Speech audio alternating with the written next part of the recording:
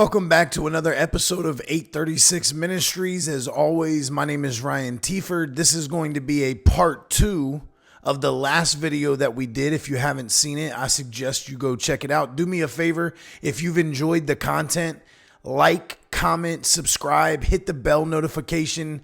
When you do that, it helps this video and this platform be pushed out to other people like-minded like you and I.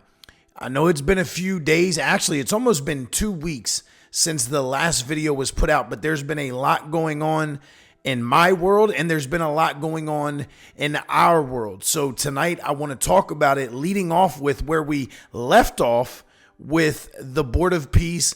When we last talked, Donald Trump was just about to have his meeting, his first official meeting for the Board of Peace. And so much has happened since that video and since that meeting. So let's dive into it. So obviously we're all familiar that the Board of Peace is officially formed, and in their first meeting, they went as far as to tell us the Board of Peace is not just going to be a global international Board of Peace. It's actually going to be overseeing the United Nations. Who saw that coming? And this is the part where I've been telling people I believe the Board of Peace is going to step in and it's going to overstep the United Nations. And eventually this thing is going to evolve into the beast system. And a lot of people have been confusing my words with saying that Donald Trump is the Antichrist, or however you feel about that. Listen, I don't think we have enough or we know enough right now to officially mark somebody as the Antichrist. But I will say that this Board of Peace and the government systems that are forming around it, in it, all of the nations that are inside of the Board of Peace, all of the world leaders, the powers that be overseeing the United Nations, I think is a very telltale sign that this is going to evolve into something greater and bigger. And I believe this is setting the stage for what we're going to see as far as the beast system. But let's check out a couple videos. Let's look at them and let's dissect them and dive into this. We're going to be working with the United Nations very closely. We're going to bring them back. I think the United Nations has great potential, really great potential. The United Nations will be, I think, is going to be much stronger. The Board of Peace is going to almost be looking over the United Nations and making sure it runs properly. Today, we're very happy to announce that we're creating the Office of the High Representative for Gaza of the Board of Peace, which will be there to support, to guide, and assist the National Committee for the Administration of Gaza, hopefully removing the roadblocks that they will be facing in taking over civilian and administrative control of the Gaza Strip. It's an honor to be here today as the ISF commander. The ISF will do two things: stabilize the security environment in Gaza and enable civilian governance as established by the National Committee. For the last few months, we've had a team on the ground of U.S. military experts preparing the infrastructure for the ISF. This team's already operating from a combined joint operations center that's going to be the headquarters for the entire ISF. As you can see on our map, our plan is for the ISF to be assigned in 5 different sectors, each sector receiving 1 ISF brigade. In the short term, we plan to deploy to the Rafah sector first, in addition to the training of police. Midterm objective is to continue to expand sector by sector, all moving to our long-term 12,000 police and 20,000 ISF soldiers. I'm incredibly pleased to announce today that the first 5 countries have committed troops to serve in the ISF: Indonesia, Morocco, Kazakhstan, Kosovo, and Albania. And 2 countries have committed to train police. So number one, let's establish this. The Board of Peace is basically re-governing Gaza completely. They're bringing in the Board of Peace. They're bringing in their own police force. They're bringing in their own military type personnel. They already have the base set, ready to go. There's going to be different squadrons. There's going to be different units. This is a major thing that's taking place. But here's what I think is going to happen. I think this is the model setup.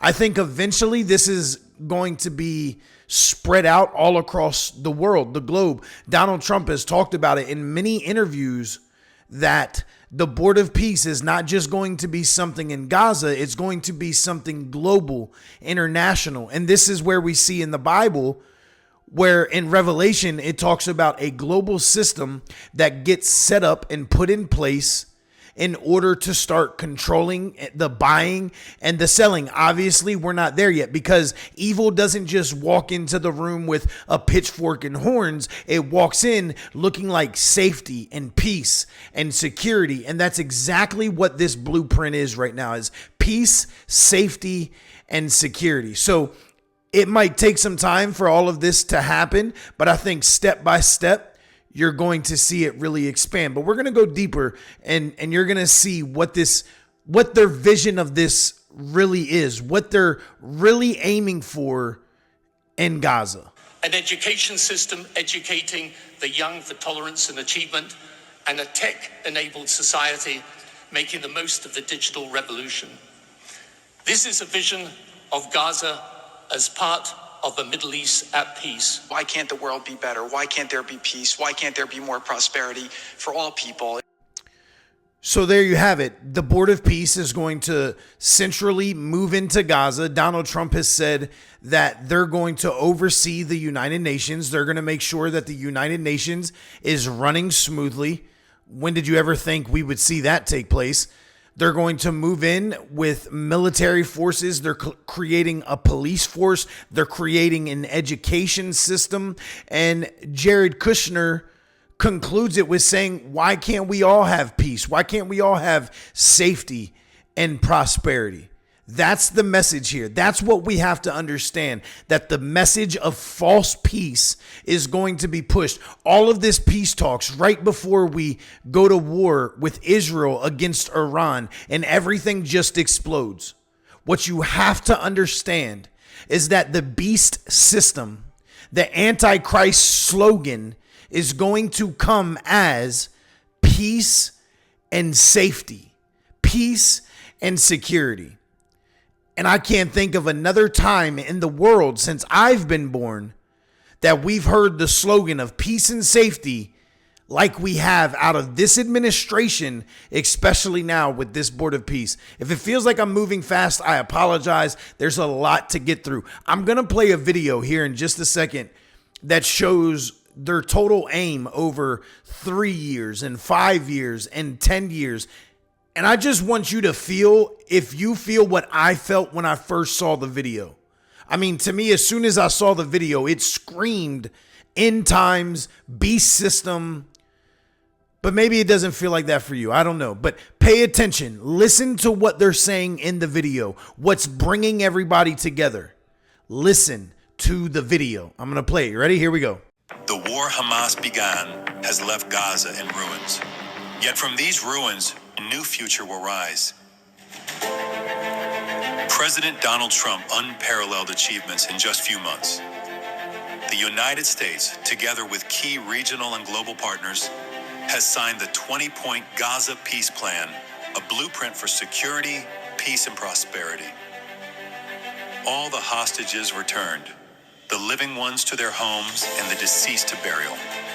Ceasefire is stable, and the killings from both sides reduced by 99%. The United Nations Security Council approved the establishment of the Board of Peace chaired by President Donald Trump, a governing body dedicated to providing security, infrastructure, and homes for Gaza's people. Ushering in the new dawn for Gaza, the new Palestinian Technocratic Government of Gaza, the NCAG, was elected with consent of all parties, including the Palestinian factions, Israel, and the Arab countries. Rafah border crossing with Egypt was open. The NCAG will secure the disarmament of Gaza to ensure one authority, one law, and one weapon. The United States and its partners, in coordination with the World Bank, are pledging billions of dollars to rebuild Gaza. Safe areas are being established in Rafah and later across the Gaza Strip, where families can receive shelter, food, healthcare, and education. In Rafah, Gazans will build their first new city. The NCAG, with the Board of Peace, will expand development across the entire strip, employing hundreds of thousands in reconstruction and business activity. Transportation, water, and energy systems will be restored, and a modern economy will begin to emerge. Children will return to classrooms with a curriculum that promotes tolerance, dignity, and peace. Our goal by year 3, Rafah fully rebuilt, unemployment curbed, and Gaza connected to the world through an Abrahamic gateway, linking it with Egypt, Israel, Jordan, Saudi Arabia, the UAE, and extending to India and Europe. By year 10, Gaza will be self-governed, integrated into the region with thriving industries and housing for all. That doesn't scream at you a future beast system, or at least a beast system evolving. I don't know what will. If you haven't noticed, for a whole year now, there has been a false push for a false peace, a false promise, and a false security and prosperity. They said it's going to be one authority, one government, one weapon. And then they said that the whole goal, right at the end, they named it, that it's going to be prosperous, it's going to be peaceful, and it's going to be secure. All of that to me is red flags telling me to watch what's going on with this system. Everybody acts as if this beast system is supposed to come in straight away, making people receive a mark on their forehead and on their hand, and people are going to have to go straight away to begging to get food, and it's all just going to be evil right away. And that's just not how it is. That's not how the Bible describes it.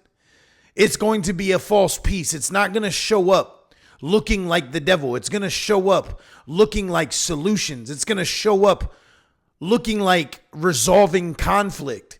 Because what's going to happen is what we're seeing right now exactly. The world is going to be in chaos. It's going to be in turmoil. It's going to be in war. And the people of the world aren't going to care about truth.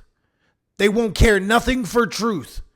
All they'll care about is peace, safety, and security. And right now, that's what the Board of Peace is promoting and what it's promising. I really could talk about the Board of Peace and how I believe it's going to evolve into the beast system, but there's so much going on right now, and I wanted you to hear with their own words what this is evolving to, and let you just kind of come up with your own idea of what you think it is.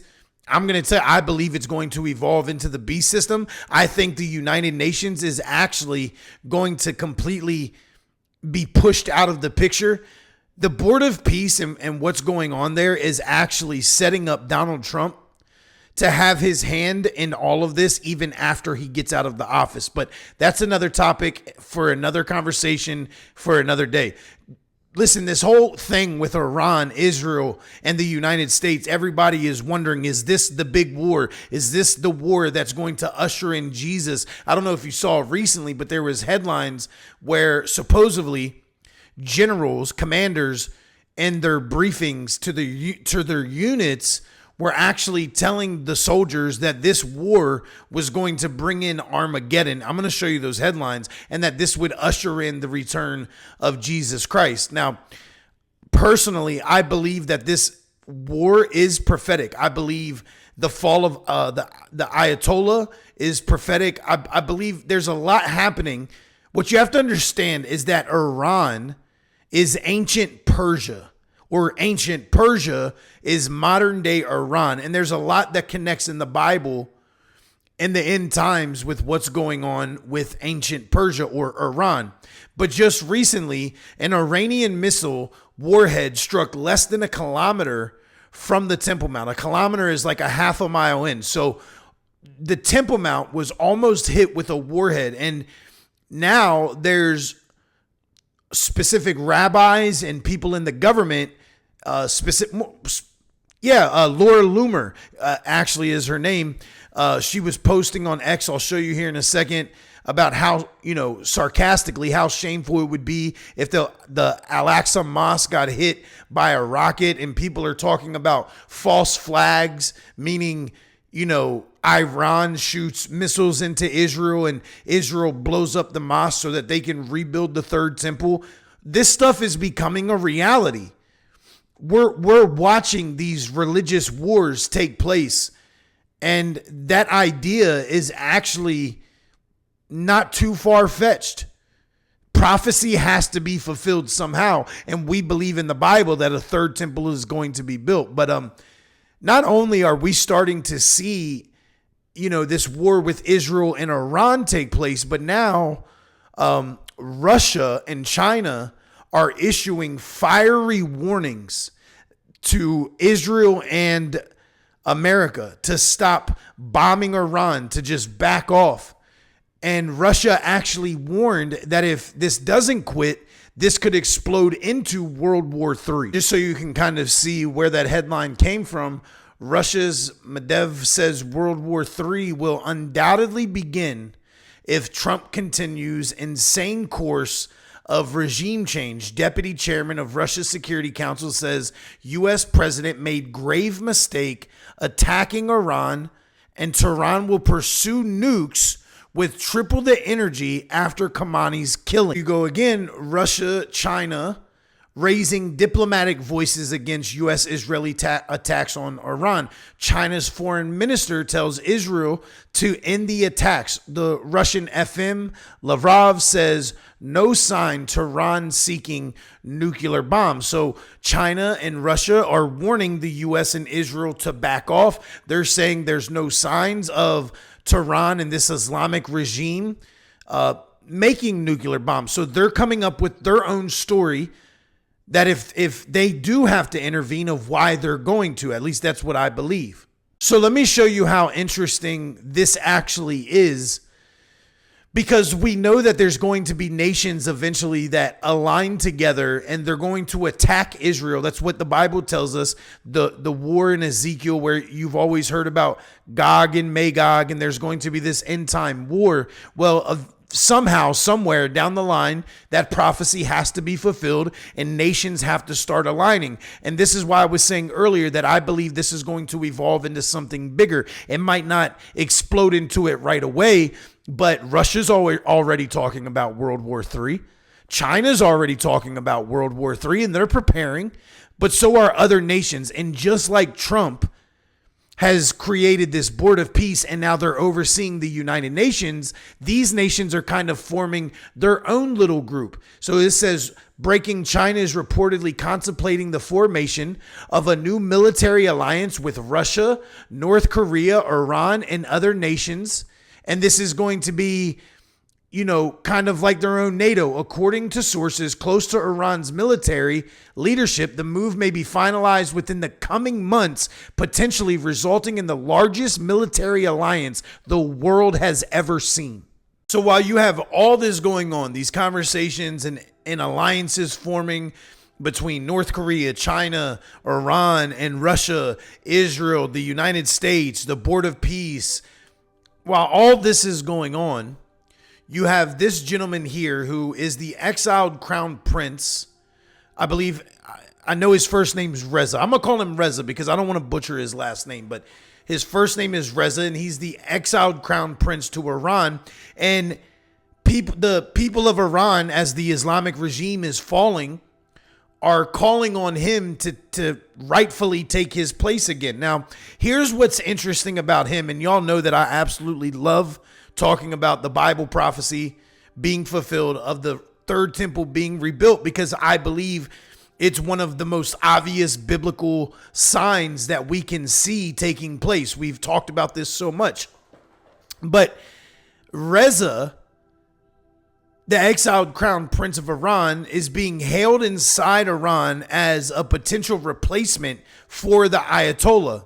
Now, in interviews, he keeps referencing, Cyrus the Great, the Persian king God called my anointed. And in Isaiah 45, King Cyrus, or Cyrus the Great, helped rebuild the Jewish temple after the Babylonian exile. And Reza even visited the Western Wall in 2023, talking about peace between Iranians and Israelis. And he keeps hinting at what he is calling the Cyrus Accords. Now, these Cyrus Accords are already made up and they're established. And what they are is basically like Donald Trump's Abraham Accords, but the Cyrus Accords will normalize relationships between Iran and Israel. And I believe that through this relationship, it's going to open the door or pave the way for the rebuilding of the third temple, simply because, number one, he named it the Cyrus Accords. Number two, he keeps referencing Cyrus the Great, how Iran and the leadership of Iran needs to act like Cyrus the Great. How Cyrus the Great acted towards Israel. Well, the main thing that he did was have the temple rebuilt for them.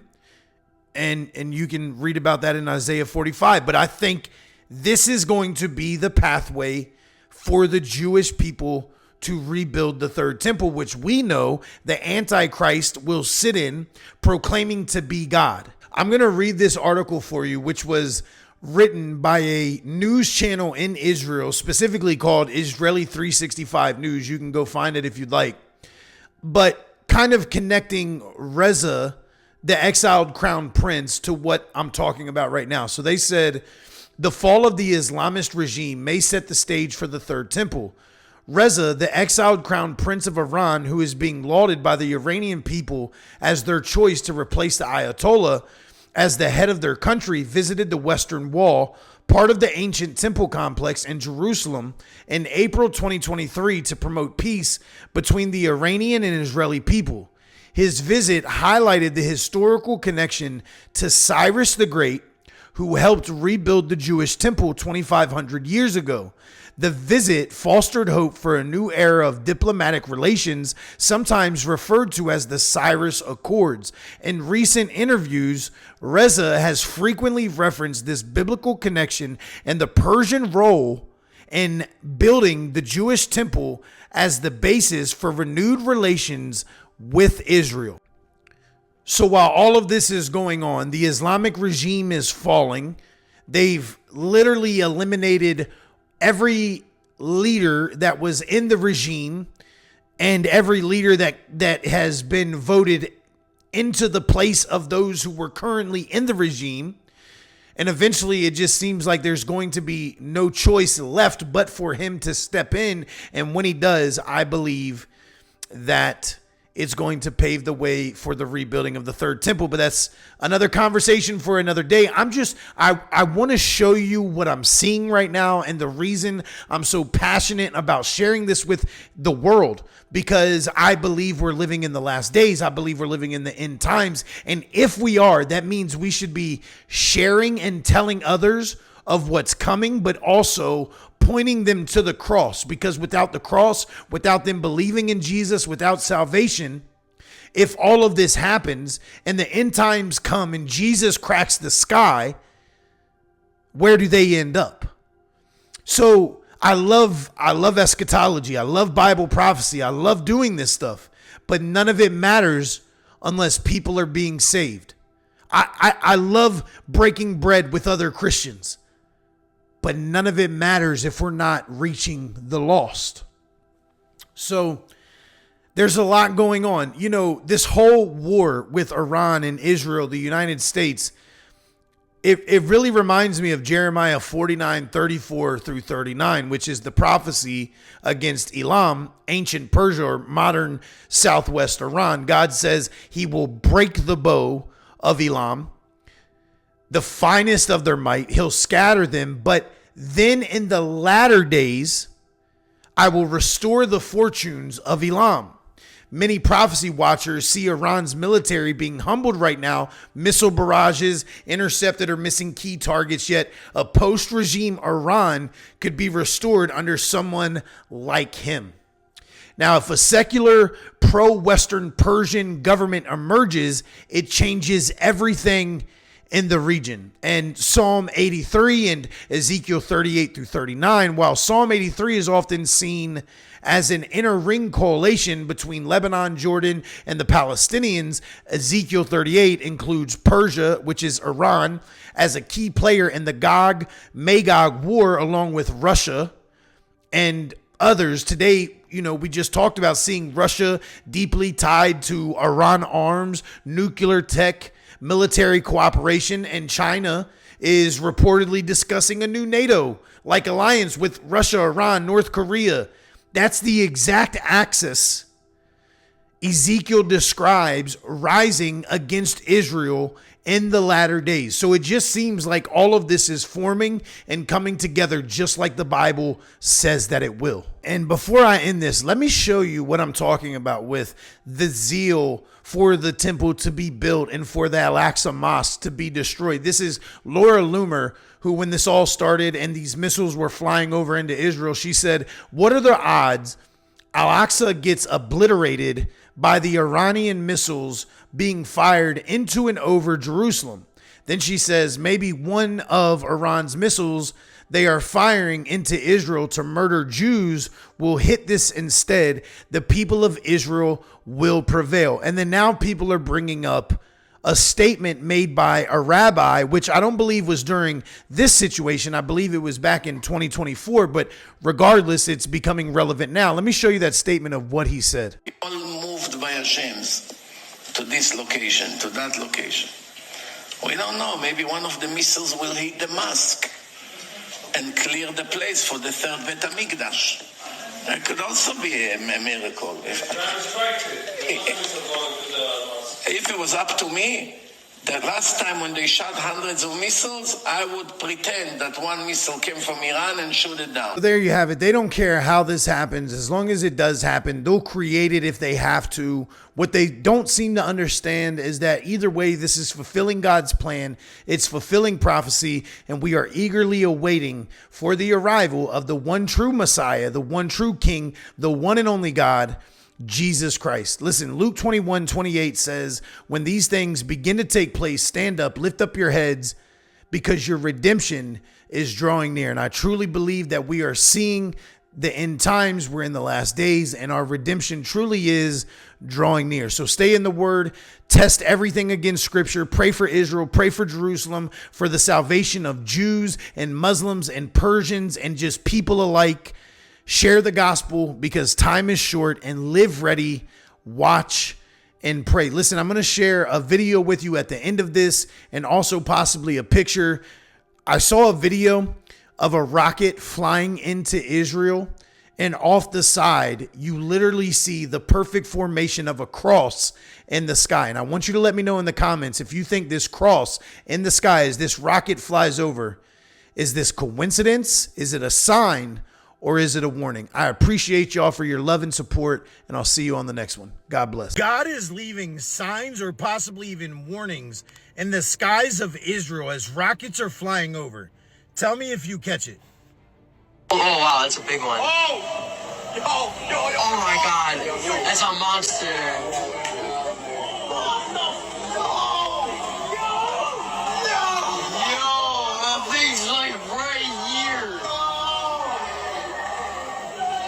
One more time, slow down just in case you missed it. So the rocket comes over Israel, and as it continues, you're going to start to see a perfectly formed cross in the middle of the sky. It's not attached to anything. It's not from chemtrails. It's not something the rocket formed. It's just there in the middle of the night. Here's a better picture of it. So is it a coincidence? Is it a sign, possibly a warning? Jesus says in Luke 21, in the last days, there will be signs in the sun, the moon, and the stars, and distress of nations. We're watching nations rage. War headlines are stacking up. And as rockets are flying, a perfect image of the cross. Listen, judgment is real, but so is mercy. So the question isn't, what does this mean for the world? The question is, what does this mean for you?